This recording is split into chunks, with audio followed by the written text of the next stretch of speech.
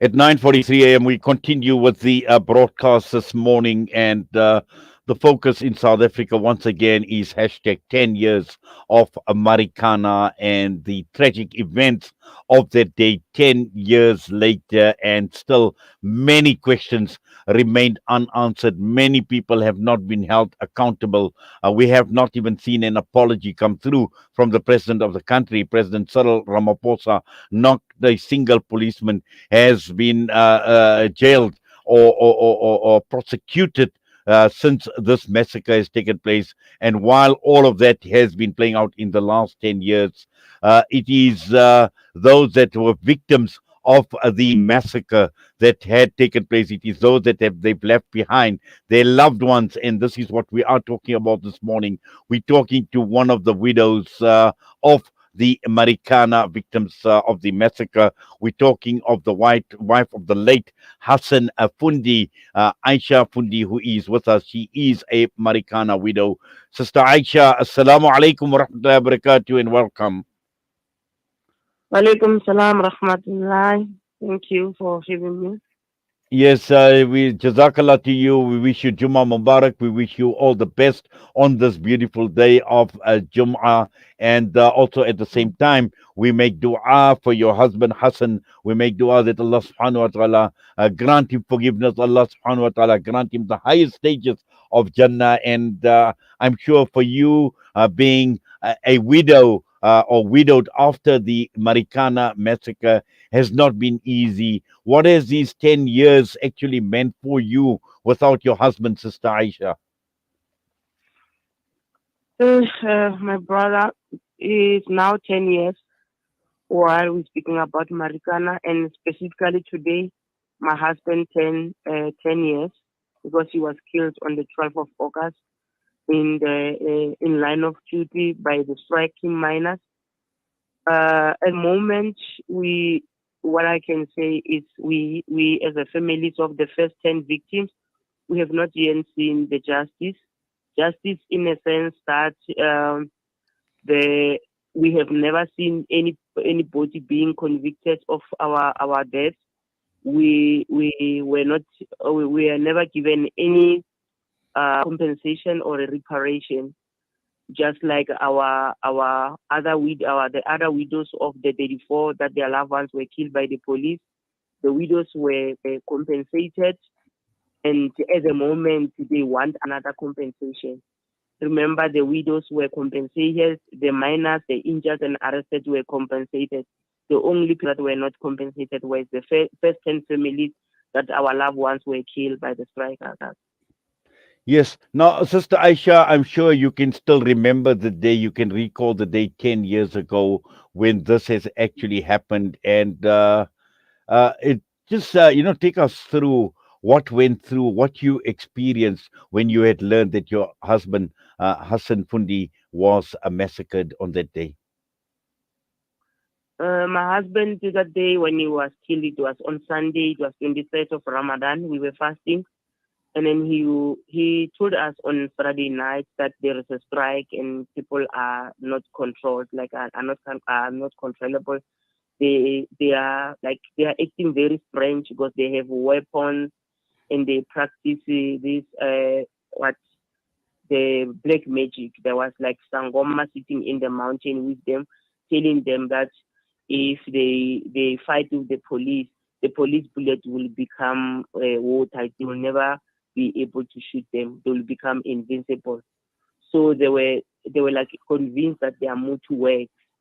So we also saw them, these naked men, doing the rituals of maybe blocking the police bullets. So they were able to kill two policemen and kill my husband and his colleague while they were in possession of the rubber rounds. So what happened on Sunday? He gave me money. Said we were preparing for Eid. He asked me to go give the money. So they are organizing the Eid. So I went to the masjid. We had the dawa in Rinavale, Jami Masjid.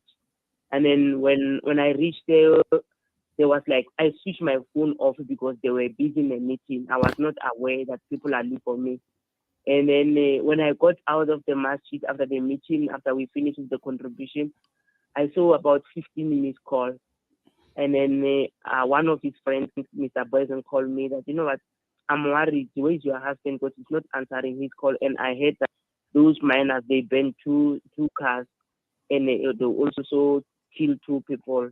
And I'm worried about him because I want him not to go to work this morning. Then I said, no, Aisha, the last time when I saw him, it was in the morning when we have a series. So that was it. And I never called him again. Then I gave him another number. He has two phones. He tried both numbers. The number was not successful. Then I called the mine because I know the number of security control room. I called one of the control room ladies. I asked them, I'm the wife of Fundi. I want to know what is happening because I heard that there's two cars that were touched and there are two people that were killed.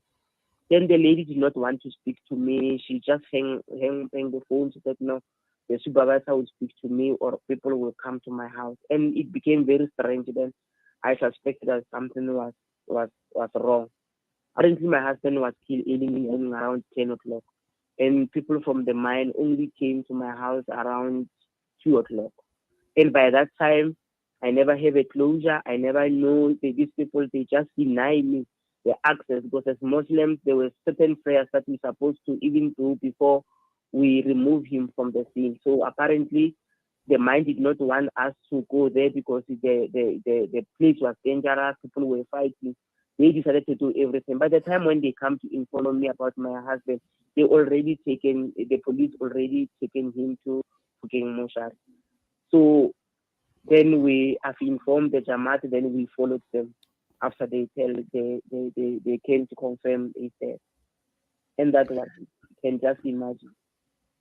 Well, obviously we are very, very moved with what you are saying, Sister Aisha, and you mentioned the day of Ramadan, and he was fasting, and he was martyred on that day. And I would, it was a massacre, but for me, I would call him a martyr because in the state of fasting in the month, a noble month of Ramadan, and that alone, Alhamdulillah, Allah Subhanahu wa Taala has chosen him, and Allah Subhanahu wa Taala has raised his status and the highest status in Jannah, inshallah.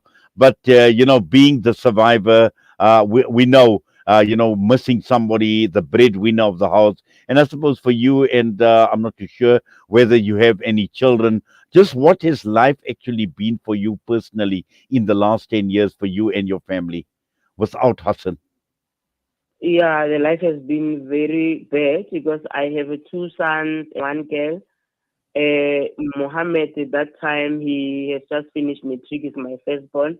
When the man wanted to take him to school, he refused. He said, I don't want anything that connects me with the mind. The second child was Hussein.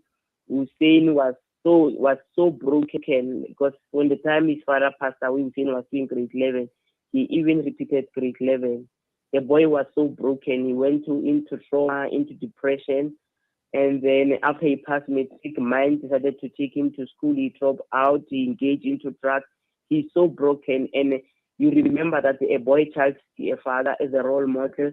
The father must groom the child and must actually help him and teach him. So, and then the last one, Amina, the time when his father passed away, Amina was 8 years. Amina today is 18 years. He has just started first year at UCT.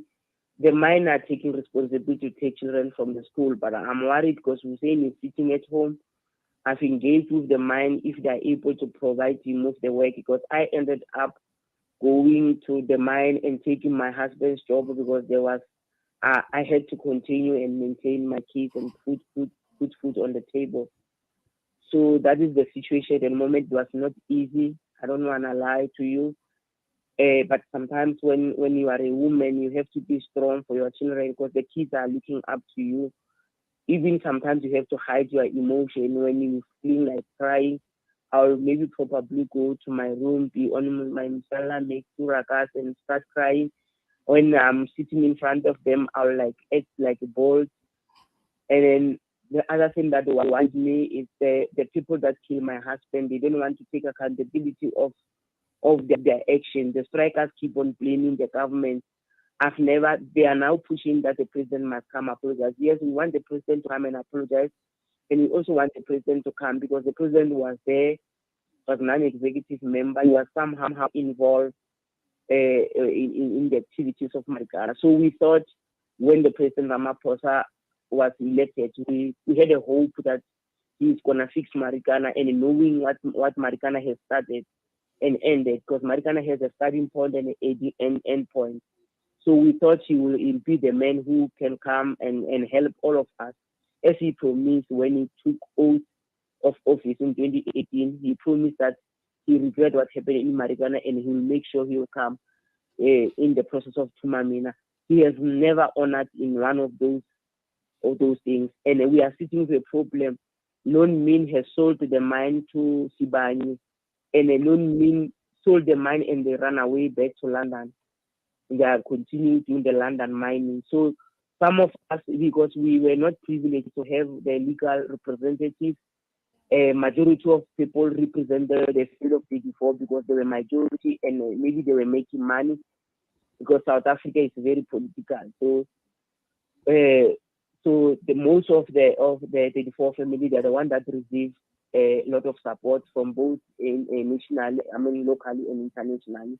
There were a lot of funding that they received. There were a lot of help that they got, and people ignore us. But in a nutshell, yesterday we had a meeting with socio-economic, what they call it, socio-economic institute. They are sitting in Johannesburg. We had a meeting with them in Constitutional Hill. They call upon the people from justice and the iPad, people from the iPad, people from the government communication to come and engage us. So when we were speaking to Mr. Pandelani, who's a new guy in charge of state security, so he promised that they will work on that, but he doesn't want to promise anything. Because as widows, we are able to talk to him that who's going to compensate what, because Falam Commission results were not clear. Like normally when we have a commission, the commission results will say these specific people will be paid by this. There must be some conclusion in terms of who's responsible for what. So in terms of our debt, they said the strikers were responsible, and the mine was also responsible because they were negligent to send the into the space of the people that were striking. So, but then mine did not take responsibility. If the mine did not take responsibility, government must support to assist the 10 families to intervene, say you must pay these people. So those are the situations we're finding ourselves in, and we are unable to heal. In other ways, I can say the money cannot bring back our loved ones, and no money is enough to bring the life of the person, but the money can also help you as me as a family to maintain the life and perhaps to do other things that my husband was able to help me with.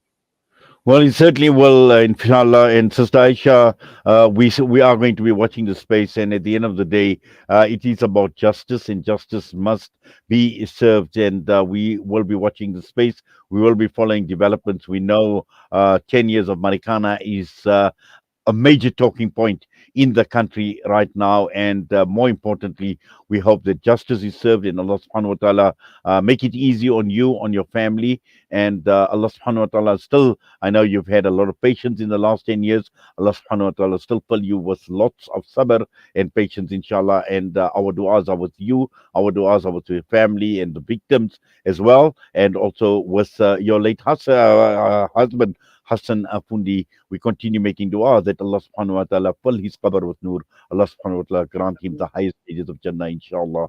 Jazakallah so much for your time, Sister Aisha. Assalamu alaikum wa rahmatullahi wa barakatuh. Wa alaikum salam wa rahmatullahi wa barakatuh. That was Aisha Fundi, the wife of Hassan Fundi, one of those of the many that were massacred 10 years ago on the 12th of August at Marikana. We're going to go for a quick break, and when we come back, we will do an outro and sign out, inshallah. You went so soon. So soon, you left so soon, so soon. I have to move on, 'cause I know it's been too long. I gotta stop the tears, keep my faith and be strong. I try to take it all, even though